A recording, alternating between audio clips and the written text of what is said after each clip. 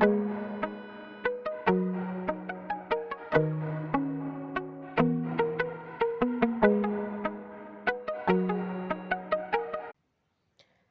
दोस्तों, एक बार फिर से स्वागत है आप सभी का आपके अपने चैनल टारगेटेड वन पे। मैं हूं अमृता और आज इस टॉपिक को हम आप सभी के सामने लेकर आए हैं वो है साइकिल्स। और साइकिल्स के अंतर्गत आज हम जिस विषय पे चर्चा करने वाले हैं वो है इंटरनल स्ट्रक्चर ऑफ साइकिल्स।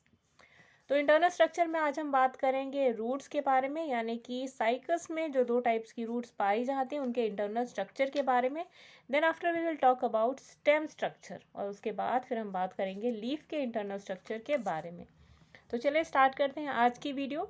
लेकिन वीडियो स्टार्ट करने से पहले एक जनरल सी इन्फॉर्मेशन आप सभी दोस्तों के लिए कि अगर आप भी हमारे साथ मिल करके LT grade biology, TGT biology, PGT biology, MSc, BSc, CPMT, GIC, NEET और क्लास 12 की प्रिपरेशन करना चाहते हैं तो ज़रूर जुड़े हमारे यूट्यूब चैनल टारगेटेड वन से। और अगर आप टेलीग्राम के माध्यम से हमसे इंटरैक्ट करना चाहते हैं, डेली स्टडी मटेरियल और पीडीएफ लेना चाहते हैं तो ज़रूर जुड़े हमारे Telegram channel target TGT PGT biology के साथ में, जिसका लिंक आपको डिस्क्रिप्शन बॉक्स में मिल जाएगा। इसके अलावा अगर आप टीजीटी या एलटी ग्रेड की प्रिपरेशन कर रहे हैं तो कई सारी प्लेलिस्ट में आपको वीडियोस मिल जाएंगी जो आपके सिलेबस के लिए बेहद ही इंपॉर्टेंट है। तो एक बार हमारी बॉटनी की प्लेलिस्ट को ज़रूर विजिट कीजिए और वहाँ पे जो भी आपका इंपॉर्टेंट कंटेंट है उसको आप वहाँ से ले सकते हैं। तो ये तो थी सामान्य सी जानकारी। चलिए अब बढ़ते हैं आज के इम्पोर्टेंट टॉपिक की तरफ। तो आज का जो हमारा टॉपिक है वो है internal anatomy of vegetative parts of cycas. तो सबसे पहले हम बात करेंगे रूट्स के बारे में। तो दोस्तों सबसे पहले हम जानेंगे, हमने ऑलरेडी डिस्कस किया हुआ था एक्सटर्नल स्ट्रक्चर में जब हम स्टडी कर रहे थे तो हमने ये पाया था कि रूट्स बेसिकली दो टाइप्स की पाई जाती हैं। ठीक है, कौन सी? सबसे पहला था नॉर्मल टैप रूट सिस्टम और दूसरा था आपका कोरेलॉइड रूट सिस्टम। तो अब वो सारी रूट्स का आपने इंटरनल या बाहरी जो संरचना है वो आपने अभी पढ़ा। अब आपको पढ़ना है इंटरनली वो सभी रूट्स का स्ट्रक्चर कैसा होता है। तो first of all we will study about normal roots, जो कि यंग रूट्स होती हैं, उनका स्ट्रक्चर कैसा होता है। देखिए, रूट्स का जो आउटर स्ट्रक्चर होता है जनरली वो सर्कुलर होता है इन आउटलाइन। ठीक है, और इस स्ट्रक्चर जितने भी डाइकॉट्स होते हैं उनके रूट्स की तरह बिल्कुल रिजेंबल करता है। तो ये जो आप फिगर देख रहे हैं इसका बिल्कुल स्ट्रक्चर डाइकॉट्स के स्ट्रक्चर की तरह मिलता है। ठीक है, तो roots are basically similar. Outermost देखिए, एक एक आउटलाइन एक देख लीजिएगा कि आपके एग्जाम में अगर पूछा जाता है कि ये जो टर्म्स आपके कहाँ पर प्रेजेंट होते हैं तो ये भी आप बता सकते हैं। ठीक है, तो देखिए बेसिकली जो इम्पोर्टेंट स्ट्रक्चर्स है इसमें सबसे पहला जो आउटर लेयर होती है जो इंटरनल पार्ट्स को कवर करके रखती है उसे कहा जाता है एपिडर्मिस। ठीक है, एपिब्लेमा भी कहा जाता है, या एक्सोडर्मिस के नाम से भी जाना जाता है। ठीक है, इसके अंदर एक लार्ज पैरेन्काइमेटस कॉर्टेक्स पाया जाता है जो कि आप यहाँ पे आपको दिखाई देगा। ठीक है, आपसे अगर पूछा जाता है कि कॉर्टेक्स जो होता है वो कौन सी सेल्स का बना हुआ होता है तो आपका यहाँ पे आंसर होगा पैरेन्काइमेटस। ठीक है, एपिब्लेमा टेंजेंशियली इलांगेटेड सेल्स की बनी हुई होती है और कुछ सेल्स, कुछ रूट हेयर जो होते हैं इन्हीं एपिब्लेमा से अराइज होते हैं। लेकिन ध्यान दीजिएगा सभी स्पीशीज़ के अंदर रूट हेयर प्रेजेंट नहीं होते। ठीक है, कुछ ही स्पीशीज़ में रूट हेयर प्रेजेंट होते हैं। अगला टॉपिक देखिए। अगला है कि एक wide zone of parenchymatous cortex की लेयर यहाँ पे पाई जाती है और जिनके बीच में इंटरसेलुलर स्पेसेस प्रेजेंट होते हैं। ध्यान दीजिएगा, पैरेन्काइमेटस कॉर्टेक्स होता है और इनके बीच में इंटरसेलुलर स्पेस पाई जाते हैं। इंटरसेलुलर स्पेस मतलब दो सेल्स के बीच में ये जो आप गैप देख रहे हैं इसको कहा जाता है इंटरसेलुलर स्पेसेस। ठीक है ना। अगला देखिए, सेल्स का जो कॉर्टेक्स होता है इन सभी के अंदर स्टार्च प्रेजेंट होता है और किन्हीं किन्हीं के अंदर टैनिन भी फिल्ड होता है। ठीक है, तो ध्यान दीजिएगा कॉर्टेक्स के अंदर क्या फिल्ड होता है? स्टार्च और टैनिन। ठीक है, दो इंपॉर्टेंट चीज़ आपने देखी। यही से आपके क्वेश्चन बनता है कि अगर आपसे पूछा जाए कि साइकस के कॉर्टिकल रीजन में जो सेल्स होती है उनमें कौन से कंपोनेंट फील्ड होते हैं तो आपको बताना है। अगर स्टार्च आता है तो स्टार्च पे क्लिक करना है, टैनिन आता है तो टैनिन पे क्लिक करना है। किन्हीं किन्हीं केसेस में म्यूसिलेजिनस सेल्स भी पाई जाती हैं। ठीक है, sometimes raphides are also present in the cortex. तो ये भी आपके लिए इंपॉर्टेंट कंपोनेंट्स है। म्यूसिलेजियस सेल्स के अंदर फेराफाइट्स जो होते हैं वो भी प्रेजेंट होते हैं। ठीक है, कहाँ पे? कॉर्टिकल रीजन में। ठीक, अगला देखिए, cortex is delimited by a single layered endodermis. जो कॉर्टेक्स है उसका उसके अंदर, जैसे आपने ये कॉर्टेक्स देखा या ये आपका था एक्सोडर्मिस, ठीक। इसके यहाँ पे देखेंगे आपका कॉर्टिकल रीजन है, कॉर्टिकल नीचे रीजन के अंदर ये जो नेक्स्ट लेयर है दैट इज एंडोडर्मिस, ठीक है। एंडोडर्मिस के बाद कैस्परेरियन स्ट्रिप्स भी पाई जाती हैं बैरल शेप्ड सेल्स की, ठीक है। ये जो आप एंडोडर्मिस देख रहे हैं यहाँ पे बैरल शेप्ड सेल्स होती हैं और इन्हें क्या कहा जाता है, कैस्परेरियन स्ट्रिप्स। सॉरी यहाँ पे गलती से स्टेप्स लिख गया, स्ट्रिप्स होगा, ठीक है। यहाँ पे देखिएगा नेक्स्ट पॉइंट इज कि एंडोडर्मिस जो होता है, एंडोडर्मिस के नेक्स्ट जो होता है वो मल्टीलेयर पेरिसाइकिल होती है। पेरिसाइकिल और पिथ के बीच में डिफरेंस क्या है ऑलरेडी हम डिस्कस कर चुके हैं। नेक्स्ट है देखिए जाइलम और फ्लोएम। तो जाइलम और फ्लोएम के जो बंडल्स होते हैं वो रेडियली अरेंज्ड होते हैं। रेडियली मीन्स कुछ इस तरीके का प्रोजेक्शन आपको नजर आएगा, ये आपका जाइलम है, फिर ये फ्लोएम, ठीक है, फिर इस तरह जाइलम, फिर एक फ्लोएम। तो इस तरीके से रेडियल पैटर्न में अरेंज्ड होते हैं, ठीक है। सेकेंड थिंग इज कि जो रूट्स होती है जनरली वो डाई आर्क होती है, ठीक है। अच्छा, डाई आर्क और मोनो आर्क क्या होती है ऑलरेडी हम डिस्कस कर चुके हैं। अगर आपको इसके बारे में डिटेल्ड इन्फॉर्मेशन चाहिए तो आप कमेंट बॉक्स में मेंशन कर सकते हैं। हम नेक्स्ट वीडियो में आपको पूरी कोशिश करेंगे diarch, monarch, exarch और इंड आर्क समझाने की, ठीक है ना। नेक्स्ट यहाँ पे एक टर्म आप देख रहे हैं कि जो रूट्स होती हैं यहाँ पे डाई आर्क होती हैं और जो नंबर ऑफ प्रोटोजाइलम्स होते हैं वो इनका रेंज होता है 3 to 8, ठीक है। प्रोटोजाइलम मीन्स होता है जुवेनाइल और यंग जाइलम, मेटाजाइलम मीन्स होता है मच्योर, ठीक है, मैच्योर। तो प्रोटोजाइलम यहाँ पे स्पाइरल ट्रैकेट्स के द्वारा बना हुआ होता है और मेटाजाइलम के अंदर स्कैलरी फॉर्म ट्रैकेट्स पाए जाते हैं, ठीक है। लेकिन यहाँ पे वेसल्स एब्सेंट होते हैं। प्रोटोजाइलम में देखिए स्पाइरल ट्रैकेट्स पाए जाते हैं और मेटाजाइलम में स्कैलरी फॉर्म ट्रैकेट्स पाए जाते हैं, लेकिन वेसल्स दोनों में ही एब्सेंट होते हैं जाइलम के केस में, ठीक है। फ्लोएम के केस में देखिए फ्लोएम प्रेजेंट होता है अल्टरनेटिवली जाइलम के, ठीक है। और यहाँ पे सीव ट्यूब वगैरह सब कुछ प्रेजेंट होता है, लेकिन पिथ जो होती है जनरली एब्सेंट होती है इसके कॉर्टेक्स में, ठीक है ना। तो ये जो आपका मतलब पेरिसाइकिल के बिल्कुल इंटरनल का जो एरिया होता है, बिल्कुल सेंट्रल एरिया, पिथ यहाँ पर एब्सेंट होता है, ठीक है। तो इंपॉर्टेंट कॉन्सेप्ट था आप सभी के लिए। चलिए नेक्स्ट पे आते हैं। नेक्स्ट है नॉर्मल रूट। नॉर्मल रूट जो कि सेकेंडरी ग्रोथ शो करती है उसके केस में देखिए क्या होता है। सेकेंड मोस्ट इंपॉर्टेंट टॉपिक है यहाँ पे, यहीं से आपके ज़्यादा क्वेश्चन बनते हैं। यहाँ देखिए ओल्डर रूट के केस में क्या होता है, ओल्डर रूट्स जैसे जैसे डेवलपमेंट शो करती हैं तो वहाँ पे एक सेकेंडरी ग्रोथ, ये सेकेंडरी ग्रोथ का भी कॉन्सेप्ट आपको यहाँ पर पे लेकर के चलना है, ठीक है। देखिए कॉन्सेप्ट है क्या कि कैम्बियम जो होता है वो सेकेंडरी फ्लोएम और जो सेकेंडरी जाइलम होता है दोनों को एक सेक्शन की तरह कट करता है। जैसे आप ये देखिए यहाँ पे आपको दिख रहा होगा कि ये आपका सेकेंडरी फ्लोएम है, ठीक है, और उसके जस्ट नीचे है सेकेंडरी जाइलम। तो इनके बीच में एक आप देखेंगे कि कैम्बियम जो होता है इन दोनों को कट कर रहा है यहाँ पे, ठीक है। तो यहाँ पे कटिंग से आपको नजर आएगी कुछ देर कुछ इस तरीके का प्रोजेक्शन आपको नजर आएगा, ठीक है। यहाँ पे आपको क्लियरली विजिबल होगा, ठीक है। फिर देखिए उसके बाद क्या होता है कि पेरिसाइकिल की जो सेल होती है वो मेरिस्टेमेटिक टिश्यू का फॉर्मेशन करती है और यहाँ पर एक कैम्बियम रिंग आपको नजर आएगी, ठीक है। और आपको घबराने की बिल्कुल भी ज़रूरत नहीं है। सेकेंडरी ग्रोथ का जो कॉन्सेप्ट है हम नेक्स्ट वीडियो में लेकर आएंगे, जो कि आपके लिए बहुत ही इंपॉर्टेंट है, बेसिकली टीजीटी के स्टूडेंट्स के लिए, ठीक है ना। नेक्स्ट पॉइंट देखिए कि यहाँ पे सेकेंडरी जाइलम जो होता है वो रेडियल रोज ऑफ ट्रैकेट्स के द्वारा बना हुआ होता है। सेकेंडरी जाइलम देखिए जैसे आप यहाँ पे देख रहे हैं ये वाला, ठीक है। तो यहाँ पर आप देखेंगे इस तरीके की थिन लाइंस आपको नजर आ रही हैं। तो ये एक्चुअली है क्या, तो ये पैरेनकाइमेटस सेल्स के द्वारा ये सेपरेट होते हैं ईच जाइलम। ये जो आप लकीरें देख रहे हैं महीन महीन बिल्कुल पतली सी, ये असल में पैरेनकाइमेटस सेल्स हैं, ठीक है, जो कि जाइलम को सेकेंडरी जाइलम को रेडियल रोज में ट्रैकेट्स जो सेकेंडरी जाइलम जो है जो यहाँ बना हुआ है उसमें रेडियल रोज में इसको पतले पतले थिन स्लाइसेस की तरह अपीयरेंस देता है, ठीक है। दूसरी चीज़ देखिए यहाँ पे क्रस्ट प्राइमरी फ्लोएम पाए जाते हैं। क्रस्ट प्राइमरी फ्लोएम क्या है, ये जो आप यहाँ पे देख रहे हैं इस तरह का, ठीक है। एक सेकेंड इमेज को थोड़ा सा क्लियर कर लेते हैं। ये जो आप यहाँ पे देख रहे हैं जो आपको दिखाई दे रहा है इस तरीके से एरो लाइक, ठीक है। ये देखिए आपको नजर आएगा कुछ ऐसे सॉसर टाइप का अपीयरेंस नजर आएगा या यू टाइप का, या आप कॉन्वेक्स लेंस की तरह इसको देखेंगे ना तो उसकी तरह बल्जिंग यहाँ पे नजर आएगी। तो ये क्या है, असल में क्रस्ट प्राइमरी फ्लोएम होते हैं जो एक डार्क स्ट्रीक की तरह प्रेजेंस शो अप नहीं करता है, ठीक है। तो ये क्या होता है आपका ये प्राइमरी फ्लोएम होता है, ठीक है।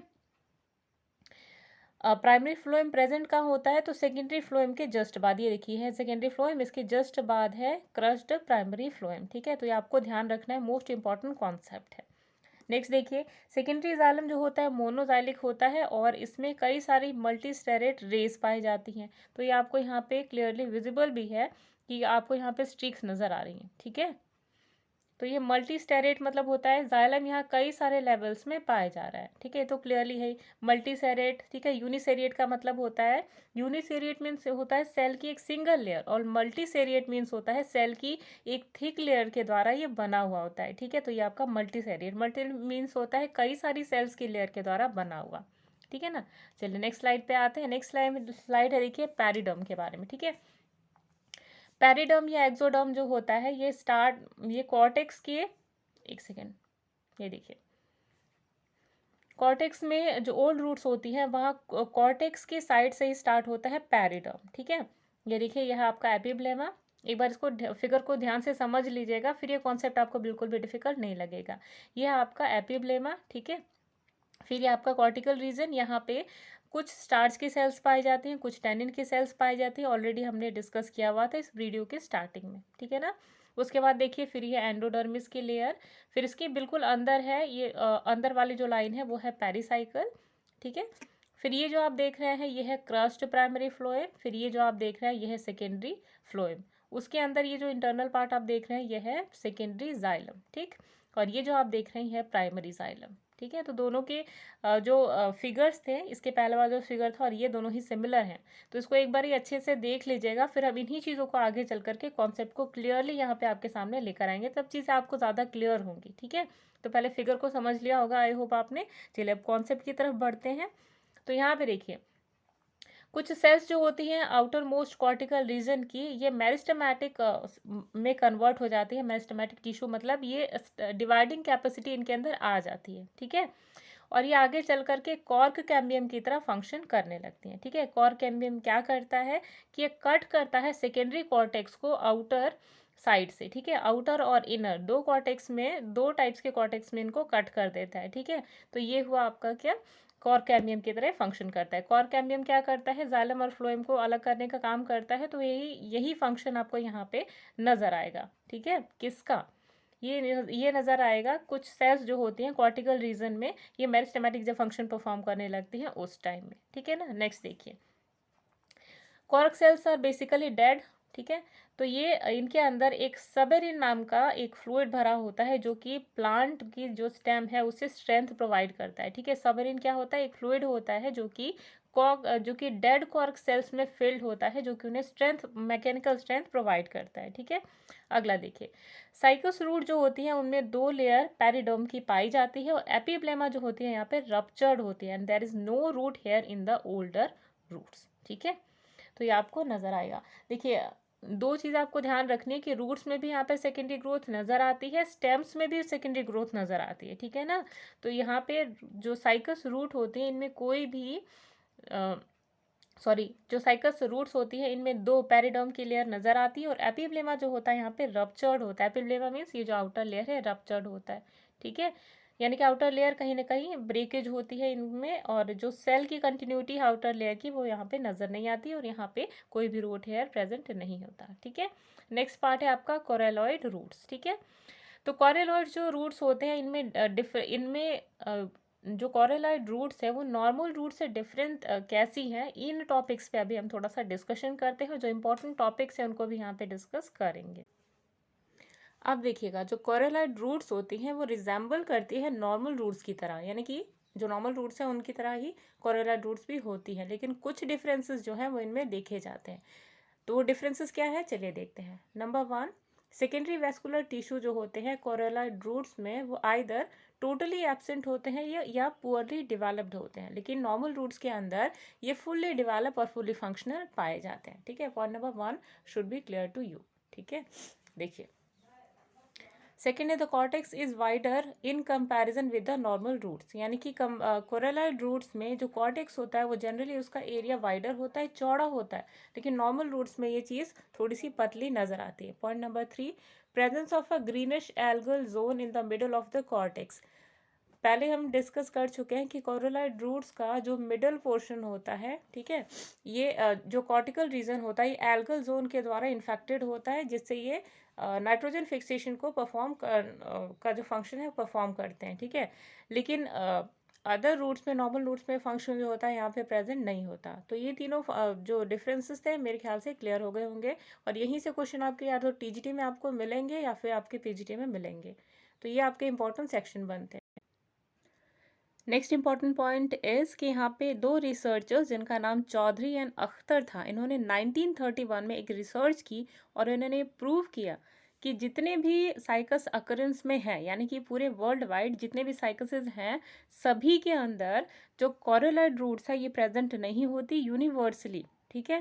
दैट मीन्स कि जितने भी साइकिल स्पीसीज हैं सभी के अंदर कोई ज़रूरी नहीं है कि कोरोलाइड रूट जो है वो इन्फेक्टेड हो एल्गल जोन से, ठीक है। कोई कोई ऐसी स्पीशीज देखी जाती थी जिनके अंदर एल्गल जोन का इन्फेक्शन नहीं माना जाता था, तो उन्हीं के ऊपर रिसर्च की थी 1931 में चौधरी एंड अख्तर ने, ठीक है। अब देखिए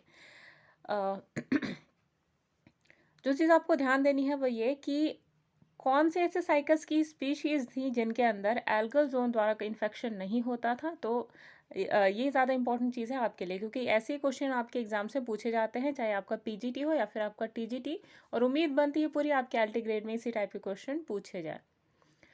तो गाइज इसके पीछे जो है कॉन्सेप्ट वो ये है कि ऐसी कोरोलाइड रूट्स जो कि ज़्यादा डीपर जाती हैं सॉइल के अंदर, ठीक है, उन सभी के अंदर जो एल्गल जोन का इन्फेक्शन था वो नहीं पाया जाता था, ठीक है। कोरल रूट्स पाई भी जाती थी लेकिन उनके अंदर जो इन्फेक्शन था वो नहीं पाया जाता था, ठीक है। दूसरी चीज़, उनके वर्कर्स और उन्होंने इस चीज़ को प्रूव किया कि कोरोलाइड रूट्स जो होती है वो नेगेटिव जियोट्रॉफिज्म शो करती हैं, ठीक है, जो कि इन्फेक्टेड होती हैं एल्गल मेम्ब्रेन्स के द्वारा। तो एक इम्पॉर्टेंट कॉन्सेप्ट आपको यहाँ से मिला कि 1931 में चौधरी एंड अख्तर ने ये प्रूव किया था कि एक रिसर्च की थी जिनमें उन्होंने ये ढूंढा था कि कोरोलाइड रूट्स जो होती हैं सभी साइकसिस की, ये एल्गल जोन द्वारा इन्फेक्टेड नहीं होती सारी स्पीशीज़ के अंदर, और स्पेशली वो रूट्स वो स्पेशली कोरोलाइड रूट्स जो कि अर्थ के अंदर डीपर जाती हैं, उनमें स्पेशली एल्गल जोन द्वारा इन्फेक्शन नहीं पाया जाता, ठीक है। और पहली चीज़ कि देखिए कोरोलाइड रूट क्या होती है, नेगेटिव जियोट्रॉपिज्म शो करती हैं। जब रूट्स अंदर डीपर जा रही हैं तो ये पॉजिटिव जियोट्रॉपिज्म शो कर रही हैं, ठीक है। और अगर एल्गल जोन का इन्फेक्शन नहीं है, दैट मीन्स कि अगर रूट्स इन्फेक्टेड नहीं है किसी भी ऑर्गेनिज्म द्वारा, तो यहाँ पे नाइट्रोजन फिक्सेशन जो था वो होता नहीं था, ठीक है ना। तो इम्पोर्टेंट कॉन्सेप्ट था आपका यहाँ से। चलिए नेक्स्ट स्लाइड पे चलते हैं। अब देखिए यहाँ पे भी इंपॉर्टेंट कॉन्सेप्ट है कि एल्गल जोन यहाँ पे radially elongated large thin walled cells के द्वारा यहाँ पे आपको लेयर्स देखेंगे। देखिए यहाँ पे ये जो आप एरिया देख रहे हैं, ये डॉटेड स्ट्रक्चर आपका, ये एल्गल जोन द्वारा इन्फेक्टेड एरिया था रूट्स का। सबसे पहले देखिए आउटर स्ट्रक्चर में एपिब्लेमा, फिर कॉर्टेक्स के अंदर का जो रीजन था वो एल्गल जोन द्वारा इन्फेक्टेड था। और ये एल्गल जोन कॉर्टेक्स को दो पार्ट्स में डिवाइड करती थी, एक आउटर कॉर्टेक्स था, एक इनर कॉर्टेक्स था, ठीक है। देन आफ्टर एंडोडर्मिस, उसके बाद फिर आपका प्रोटोजाइलम, मेटाजाइलम और फिर फ्लोएम, और उसके बाद फिर ये सेंट्रल पिथ जो था वो एब्सेंट था, अभी हमने डिस्कस किया, ठीक है। ये देखिए दो तीन बार जब इन चीज़ों को आप रिवाइज करते हैं ना, ये चीज़ आपके हैबिट में आ जाती है और आपको इजीली लर्न भी हो जाती है। तो इन चीज़ों को आपको ध्यान में रखना है, ठीक है। आगे देखिएगा ये जो आप देख रहे हैं एल्गल जोन, ठीक है, इन एल्गल जोन की जो फॉर्मेशन होती थी ये लार्ज सेल्स के द्वारा होती थी, ठीक है। और इनके बीच में जब लार्ज सेल्स है तो इनके बीच में कुछ इंटरसेलुलर स्पेसेस भी पाई जाती थी, बिल्कुल ऐसी, ठीक है। ये जो इंटरसेलुलर स्पेसेस थी, तो कुछ रिसर्चर्स का 1901 में कुछ रिसर्चर्स ने कॉन्सेप्ट दिया कि यहाँ पे जो सेल्स होती थी वो डीफॉर्म्ड हो जाती थी, क्योंकि एल्गल जोन यहाँ पे इन्फेक्शन के द्वारा यहाँ की जो सेल्स होती थी वो डिफॉर्म्ड हो जाती थी, और इसी डिफॉर्मेशन के कारण ये जो एल्गल जोन सेल्स हैं ये पूरे तरीके से अपने साइज में ग्रो कर जाती थी, ठीक है। और जो सेल्स रिटार्ड हो जाती थी अपने साइज से, फुल्ली मैच्योर नहीं हो पाती थी या डेड हो जाती थी, ठीक है, तो उनकी जो स्पेस थी वो खाली रह जाती थी। इस कारण यहाँ पे इंटरसेलुलर स्पेस पाई जाती थी। तो ये कॉन्सेप्ट दिया गया था 1901 में उनके जो कलीग्स थे उनके द्वारा, ठीक है। अब देखिए जब भी एल्गल इन्फेक्शन या फिर फंगल इन्फेक्शन होता था तो इनके द्वारा जो टेंशन क्रिएट होती थी ना, जैसे देखिए एल्गल सेल है, फॉर एग्जाम्पल ये एल्गल सेल है और ये क्या है, नेबरिंग सेल्स, ठीक है, जो पहले से कॉर्टेक्स में प्रेजेंट थी। अब इन एल्गल सेल ने क्या किया, इन आसपास के सेल को इन्फेक्ट करा। उसके बाद जैसे ही एल्गी ने इन सबको इन्फेक्ट किया, तो ये सारी सेल्स जो होंगी ये इसके प्रेशर से, दबाव से साइज में फुल्ली मैच्योर नहीं हो पाती थी, ग्रो नहीं हो पाती थी, इनका सेल रिटार्डेशन होना स्टार्ट हो जाता था। इसी के कारण यहाँ पे जो एयर स्पेसेस थी वो बन जाती थी, ठीक है। तो ये कॉन्सेप्ट दिया गया था उनके कोवर्कर्स द्वारा, ठीक है। अब ध्यान दीजिएगा कि एल्गल इन्फेक्शन जो यहाँ पर है वो सिर्फ एल्गी की इन्फेक्शन की वजह से नाइट्रोजन फिक्सेशन नहीं हुआ करती थी, कुछ फंजाइज भी होते थे जो इसमें इन्वॉल्व हुआ करते थे, ठीक है। तो 1931 में अख्तर एंड चौधरी ने अपनी रिसर्चेस में ये भी बताया कि जहाँ पर एल्गी का इन्फेक्शन नहीं पाया जाता था साइकोसिस में, वहाँ पर या तो फंजाई इन्फेक्शन क्रिएट करता था। देखिए ध्यान दीजिएगा, अभी हमने क्या डिस्कस किया कि एल्गी जिनमें साइनोबैक्टीरियाज वगैरह भी पाए जाते थे, ठीक है। साइनोबैक्टीरिया के साथ में फंजाई भी थे। जब अगर एल्गी का इन्फेक्शन नहीं होता था तो तब फंजाई इन्फेक्ट किया करते थे, ठीक है, तब नाइट्रोजन फिक्शन का जो प्रोसेस था वो परफॉर्म होता था। तो 1931 में उन्होंने प्रूव किया, उन्होंने रिसर्चेस में बताया कि हर साइकस के अंदर जो एल्गी है वो इन्फेक्शन नहीं क्रिएट करता, कई कई बार फंजाइज भी होते हैं, ठीक है। अब देखिएगा कौन से वो एल्गीज हैं जो इन्फेक्ट करते थे, तो उनमें बेसिकली आपको नाम याद रखना है, Anabaena cycadeae, Nostoc punctiforme, Oscillatoria, azo Azotobacter, Pseudomonas, radicicola, ठीक है। तो ये सारे इंपॉर्टेंट आपके एल्गी थे जो इन्फेक्ट करते थे साइकस के रूट्स को। इनके साथ ही कुछ फंजाइज भी थे जो इन्फेक्शन क्रिएट करते थे। तो अगर आपसे पूछा जाए एग्जाम्स में कि कौन सा ऐसा एल्गी था जो कि इन्फेक्ट करता था साइकस की रूट्स को, तो आपके पास ये सारे नाम हैं जो बिल्कुल टॉप पे हैं और आप इन्हें याद कर सकते हैं, ठीक है। आप चाहे तो स्क्रीनशॉट भी ले सकते हो। चलिए अब नेक्स्ट आपका जो रिसर्च है उसके बारे में देखिए। रिसर्चर्स के जितने भी रिसर्चर्स हैं उनके नाम आपको याद रखने हैं। उन्होंने क्या नोटिसेबल फीचर सबके सामने रखा था उसको भी आपको याद करना है, ठीक है। तो देखिएगा 1990 में एक कोबित्स्की नाम के एक रिसर्चर थे जिन्होंने प्रूव किया था कि ब्लू ग्रीन एल्गी यानी कि साइनोबैक्टीरिया जिनमें एनावेना, नॉस्टॉक और कैलोथ्रिक्स होता है, ठीक है, ये इंटरसेलुलर स्पेसेस में प्रेजेंट होते हैं इन सेल्स के कॉर्टेक्स के, ठीक है। कोरोलाइड रूट्स के बीच में, जो कोरोलाइड रूट्स का ये जो आप कॉर्टिकल रीजन देख रहे हैं यहाँ पर एनाबेना, नॉस्टॉक और कैलोथ्रिक्स जो थे वो प्रेजेंट हुआ करते थे। उन्होंने ये भी कहा कि एल्गी जो हुआ करते थे वो नाइट्रोजन फिक्सेशन में पार्टिसिपेट करते थे और जो प्लांट थी उसकी ग्रोथ को प्रमोट करते थे। जैसे फॉर एग्जांपल अगर हमारे ट्री को या साइकस को नीड है नाइट्रोजन की, तो एल्गल जोन क्या करता था, अपने एल्गी के द्वारा नाइट्रोजन फिक्सेशन का जो प्रोसेस था उसको परफॉर्म करता था। तो यहाँ पर एक पॉजिटिव रोल प्ले कर रहा है एल्गल इन्फेक्शन, ठीक है ना। अगला देखिएगा। Due to the presence of blue-green algae members, some nitrogen-fixing bacteria, the function is assigned to the coralline roots is chiefly the nitrogen fixation. हमने ऑलरेडी डिस्कस किया हुआ है कि जो एल्गीज है यहाँ पे नाइट्रोजन फिक्सेशन का जो फंक्शंस को परफॉर्म करते हैं। इसके अंदर का जो स्ट्रक्चर है उसमें endodermis, pericycle, vascular bundles, coralloid roots जो कि सिमिलर होती है नॉर्मल रूट्स की तरह। यानी कि डिफरेंस इज व्हाट कि नॉर्मल रूट्स में जो होता था वो एल्गल इन्फेक्शन नहीं पाया जाता था और कोरोलाइड रूट्स में पाया जाता है। इसके अलावा जितने भी यहाँ पे स्ट्रक्चर हैं, जैसे कि आपका एंडोडर्मिस है, पेरिसाइकल, प्रोटोजाइलम, मेटाजाइलम, फ्लोएम, पिथ, ये सभी क्या होता था, ये सभी उसका एक पार्ट है नॉर्मल रूट्स का भी। तो दोनों में लगभग सिमिलैरिटीज ये पाई जाती है, ठीक है ना। चलिए अगले स्लाइड पे चलते हैं। अगले स्लाइड में देखिएगा हम बात करेंगे स्टेम की, ठीक है। तो स्टेम में देखिए इंपॉर्टेंट स्ट्रक्चर है, एक बार उसको देख लीजिएगा, फिर हम इसको आगे प्रोसीड करते हैं। इंपॉर्टेंट स्ट्रक्चर में सबसे पहले देखिए, ये आप देख रहे हैं, ये एक स्टेम का ट्रांसफर सेक्शन है। यहाँ पे देखिएगा सबसे आउटर लेयर में देखिएगा लीफ स्कैर है, ठीक है। फिर उसके बाद है एपिडर्मिस, कॉर्टेक्स, लीफ ट्रेस, ठीक है, mucilaginous duct, phloem, cambium, xylem, pith और मेडुलरी रे, ठीक है। तो एक स्टेम का एक आपको सेक्शन नजर आएगा, ठीक है। अब देखिएगा एपिडर्मिस क्या होती है, ये आउटर मोस्ट लेयर होती है जो कि compactly arrange thick wall cells द्वारा बनी हुई होती है। एपिडर्मिस क्या होती है, थिक वॉल्ड सेल्स के द्वारा बनी हुई होती है साइकस के अंदर, ठीक है, जो कि एपिडर्मिस के, अच्छा एक चीज़ और नोटिस कीजिएगा कि यहाँ पे एपिडर्मिस कंटिन्यूस नहीं होती, यहाँ पे एक ब्रेकेज नज़र आएगी आपको यहाँ पर, ठीक है, जिसे लीफ स्कैर के नाम से जाना जाता है, कई लोग स्कार के नाम से भी इसका प्रोनाउंसिएशन करते हैं, तो ये भी आपको ध्यान में रखना है, ठीक है। दूसरी चीज़ देखिए यहाँ पे दूसरी चीज़ की कॉर्टेक्स यहाँ पे क्या होता है, लार्ज होता है, ठीक है। और नेक्स्ट इंपॉर्टेंट चीज़ इस की कॉर्टेक्स किन सेल्स के द्वारा बना हुआ होता है, तो वो होती है पैरेन्काइमेटस सेल्स, ठीक। इनके अंदर क्या फील्ड होता है, ये फील्ड जो कंपोनेंट है ये आपको ध्यान रखना है, ये बहुत ही इंपॉर्टेंट है आप सभी के एग्जाम्स के लिए। अगर एग्जाम्स में आपके पूछा जाता है कि जो स्टेम होता है साइकस का, उनमें कौन सा केमिकल या कौन सा सब्सटेंस फिल्ड होता है, तो वहाँ पर आपको बताना है आपके म्यूसिलेजिनस, ठीक है, सब्सटेंस, या फिर दूसरी चीज़ आपको बतानी है स्टार्च ग्रेन्स, और एक टैनिन भी, ठीक है। तो टैनिन भी आपके इसके लिए इम्पॉर्टेंट है, ठीक है ना। तो ये इम्पॉर्टेंट ये चीज़ें हैं जो आपको ध्यान में रखना है। अगला देखिएगा, ये जो आप स्ट्रक्चर देख रहे हैं ये आपके यंग स्टेम का है, ठीक है ना, तो ये चीज़ें भी आपको ध्यान में रखनी है।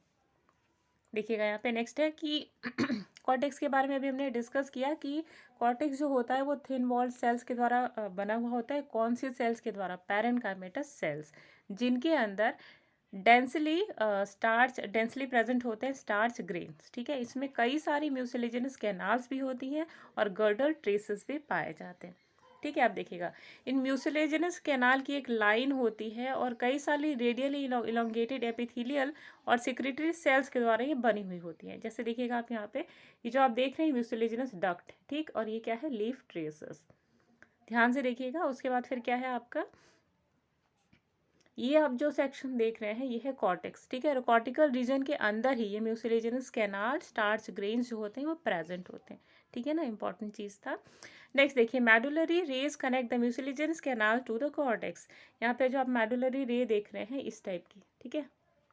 मेडुलरी रेज क्या होती है गाइस, तो आप ये जो जाइलम और पूरा जो वैस्कुलर बंडल है इनके बीच की जो स्पेसेस होती है ना, इनको मेडुलरी रे कहा जाता है। ये जो आप स्पेसेस देख रहे हैं ना, इन्हें कहा जाता है मेडुलरी रे, ठीक है। तो मेडुलरी रेज का फंक्शन क्या होता है, यहाँ पे वो क्या काम करती हैं, तो कॉर्टेक्स को पित्त के साथ में कंटिन्यू करने का जो प्रोसेस जो है पैसेज, वो मेडुलरी रे प्रोवाइड करती है, ठीक है। तो आप देखिएगा स्टार्च जो होता है पैरेन्काइमेटस सेल्स में, ये कॉर्टेक्स में पाया जाता है, ठीक है। और स्टार्च आपने देखा होगा सैगो एक प्लांट होता है जिसमें से साबूदाना निकाला जाता है, ठीक है। तो कॉर्टेक्स जो होता है एक कॉर्टेक्स जो होता है ट्री का, उसमें स्टार्च पाया जाता है पैरेन्काइमेटस सेल्स के अंदर, और यही स्टार्च से आगे चल करके सैगो यानी कि साबूदाने का प्रोडक्शन होता है। आगे देखिएगा, एंडोडर्मिस जो होती है और पेरिसाइकल ये क्लियरली डिमार्केटेड होती है, यानी कि ये देखिए जो आप सेक्शन देख रहे हैं ये वाला, ये क्या है आपका, ये आपका एंडोडर्मिस है, ठीक है। और एंडोडर्मिस के साथ में पेरिसाइकल यहाँ पे डिमार्केट, यानी क्लियरली यहाँ पे आपको विजिबल नहीं नजर आएंगे, कोई लाइन टाइप का नजर नहीं आएगा कि हाँ ये पर्टिकुलर सेक्शन एंडोडर्मिस है या फिर पेरिसाइकल है, ठीक है। लेकिन आपने रूट्स के केस में देखा था कि आपको पेरिसाइकल क्लियरली विजिबल थी, ठीक है, और एंडोडर्मिस भी क्लियरली विजिबल थी, लेकिन स्टेम के केस में ऐसा नहीं है। तो दोनों के बीच में डिफरेंसेस को आपको लेकर के चलना है, ठीक है। अगला देखिएगा, नेक्स्ट स्लाइड है कि यहाँ पे न्यूमरस वैस्कुलर बंडल्स होते हैं जो कि एक रिंग में अरेंज होते हैं, जैसे कि आपने यहाँ पर देखा, ठीक है। ये देखिए ये आपको दिखाई देंगे, ये वैस्कुलर बंडल्स होते हैं, ये आपके ये जो लाइटर सेक्शन, एक सेकेंड, ये जो आप लाइटर सेक्शन देख रहे हैं ये वाला रीजन, ये होता है आपका फ्लोएम, ठीक। उसके बीच में है आपका कैम्बियम और उसके अंदर के साइड में है जाइलम, ठीक है। तो ये आपका वैस्कुलर बंडल है, ये किस वे में अरेंज्ड है, एक रिंग की तरह अरेंज्ड है, ठीक है। और जो स्टील होता है, स्टील यहाँ पे एक्टोफ्लोइक सिफोनोस्टील होता है। ये सिफोनोस्टील होता क्या है, एक्टोफ्लोइक क्या होता है, ऑलरेडी हम एक वीडियो में काफ़ी डिटेल में डिस्कस कर चुके हैं, तो अगर आपको थोड़ा सा भी डाउट है तो आप उस सेक्शन को जा करके देख सकते हैं। और अब अगर आप अलग से इन सब के ऊपर एक वीडियो चाहते हैं तो प्लीज़ एक बार कमेंट बॉक्स में मेंशन कर दीजिएगा, हम आपके लिए लेकर आएंगे, ठीक है। आगे देखिए, ईच वैस्कुलर बंडल, देखिए वैस्कुलर बंडल भी कई बार पूछा जाता है कि साइकस की स्टेम के अंदर जो वैस्कुलर बंडल होता है वो कैसा होता है, तो आपको ध्यान रखना है वो होता है कॉन्जॉइंट, कोलेटरल, ओपन और इन डार्क, ठीक है। तो ये सारे ये सारे इंपॉर्टेंट फीचर्स हैं आपके वैस्कुलर बंडल्स के, ठीक है। अब जाइलम्स के बारे में क्या स्पेसिफिसिटी यहाँ पे नज़र आती है, तो जाइलम्स जो होते हैं वो ट्रैकिड्स के बने हुए होते हैं। जाइलम के अंदर वेसल्स नहीं पाए जाते, ध्यान दीजिएगा। जाइलम्स में क्या पाया जाता है, ट्रैकिड्स पाए जाते हैं, जाइलम पैरेन्काइमा पाया जाता है, ठीक है। प्रोटोजाइलम के अंदर ट्रैकिड्स प्रेजेंट होते हैं, स्पाइरल थिकनिंग होती है उन सभी के अंदर, जबकि मेटाजाइलम के अंदर स्कैलरी फॉर्म थिकनिंग पाई जाती है, ठीक है। प्रोटोजाइलम में स्पाइरल थिकनिंग पर मेटाजाइलम में स्कैलरी फॉर्म थिकनिंग पाई जाती है विद बॉर्डर्ड पिट्स। पिट्स मीन्स क्या होता है, थोड़े थोड़े छेद जैसे स्ट्रक्चर्स नजर आते हैं, तो उन्हें क्या कहा जाता है, पिट्स, ठीक है। और दोनों के अंदर ही जाइलम पैरा की आपको नजर आएगा, मेटाजाइलम और प्रोटोजाइलम दोनों के अंदर ही वेसल्स एब्सेंट होते हैं, जो कि हमने शुरू में ही आपको वीडियो में डिस्कस किया था, ठीक है। आगे देखिएगा। चलिए, तो अब हमने जाइलम के बारे में कम्प्लीटली डिस्कशन कर लिया है। अब हम फ्लोएम की बात करते हैं। तो फ्लोएम कहाँ प्रेजेंट होता है, जाइलम के आउटसाइड, जैसे कि आप यहाँ पर देख रहे हैं, ठीक है। यानी कि जाइलम के जस्ट नेक्स्ट जो प्रेजेंट होता है आउटसाइड, दैट इज फ्लोएम, ठीक है। अब देखिए फ्लोएम बना किससे होता है और क्या चीज़ एब्सेंट होती है, ये नोटिसेबल चीज़ें हैं जो आपके एग्जाम से पूछने की पूरी उम्मीदें बनती हैं। तो यहाँ पे देखिए जो फ्लोएम होता है वो बनता है सीव ट्यूब का, इसके साथ में ही फ्लोएम पैरेन्काइमा का, लेकिन कंपेनियन सेल्स यहाँ पे कम्प्लीटली एब्सेंट होती है, ठीक है। क्या एब्सेंट होता है, कंपेनियन सेल, और प्रेजेंट क्या होता है, सीव ट्यूब्स और फ्लोएम पैरेन्काइमा, ठीक है। तो ये चीज़ आपको ध्यान रखनी है। अब देखिएगा, जाइलम और फ्लोएम के बीच में एक प्राइमरी कैम्बियम है जो कि एग्जिस्ट करता है, और ये एक्टिव फॉर्म में रहता है, लेकिन कुछ थोड़े टाइम के लिए, यानी कि शॉर्ट पीरियड ऑफ टाइम के लिए एक्टिवेटेड रहता है, ठीक है।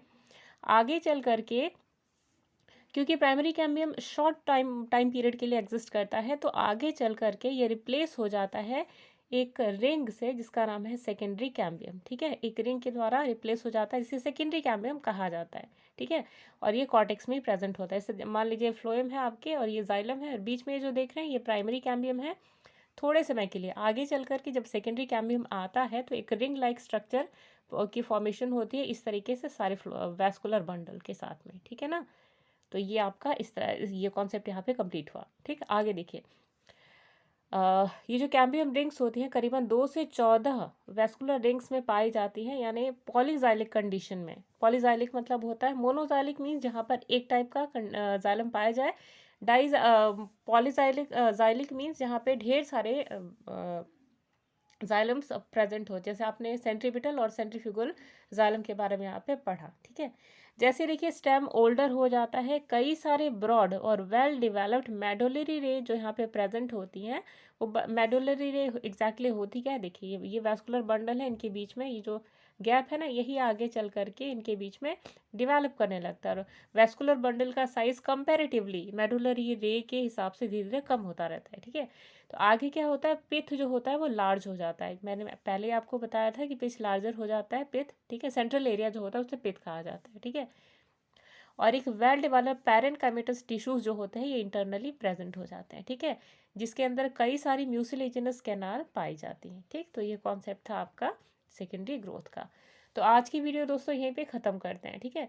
कई सारे फ्रेंड्स रिक्वेस्ट कर रहे थे कि मैम ऑनलाइन क्लासेस लीजिए, तो गाइज बहुत ही मुश्किल है ऑनलाइन क्लासेस लेना, क्योंकि एज अ टीचर लोग कहते हैं गवर्नमेंट जॉब में काम नहीं होता, लेकिन गाइज बहुत ज़्यादा काम होता है, और वहाँ से काम ख़त्म करके फिर घर पे आके आपको वीडियो डिलीवर करने में थोड़ा सा टाइम लग जाता है, ठीक है। तो अगर पॉसिबल होगा तो मैं ज़रूर अब जो ऑनलाइन क्लासेस है उसको स्टार्ट करेंगे। फिलहाल अब आपको रेगुलरली जो वीडियोज़ हैं वो मिलती रहेंगी, ठीक है। तो आज के लिए वीडियो को यहीं ख़त्म करते हैं, मिलते हैं नेक्स्ट वीडियो में, तब तक के लिए बाय बाय।